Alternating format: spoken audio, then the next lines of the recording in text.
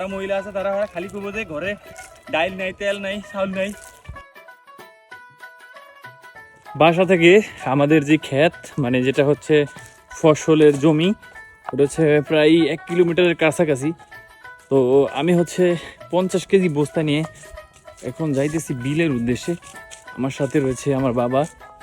তো আমরা এখন হচ্ছে সোয়াবিন করবো, তো ওই সোয়াবিন খেতে হচ্ছে সার দিতে হবে। রাস্তা, বাগান, তারপরে দোকানপাট, বাজার পার হয়ে এখন চলে আসলাম বিলে। বিলে নামার পরে আমার সাথে যুক্ত হয়ে গেছে সালাউদ্দিন ভাই। তো আমরা আলা বানাই একসাথে যাইতেছি। আসলে কতটা কষ্ট, কতটা পরিশ্রম যা আমি বুঝতেছি এখন।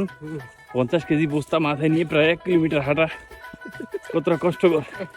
আমার পিঠের চিউলি ব্যথা করতেছে, তারপর হচ্ছে মাজা ব্যথা করতেছে, মাথা ব্যথা করতেছে, আর আমি কথা বলতে অনেক কষ্ট হইতেছে কারণ ঘাড়ে, গলায় অনেক চাপ সৃষ্টি হচ্ছে। তো যাই হোক, আপনাদের সাথে শেয়ার করতেছি। আর আমি কোনো কাজই ছোট মনে করি না, কারণ কৃষকরা যদি দান না করে আপনাদের ঘরে চাউল যাবে না, আপনাদের ঘরে ডাল যাবে না, আপনাদের ঘরে শাক সবজি যাবে না। এই জন্য আমার ভিডিওর মাধ্যমে দেখতেছেন যে কৃষি কাজটা কতটা কঠিন, কতটা কষ্টকর। যারা গ্রামে থাকেন তারা অবশ্যই বুঝতে পারেন। এই যে আমার বাপে মানে সার দিতে দিতে মাজা ব্যথা শুরু হয়ে গেছে, ঠিক আছে।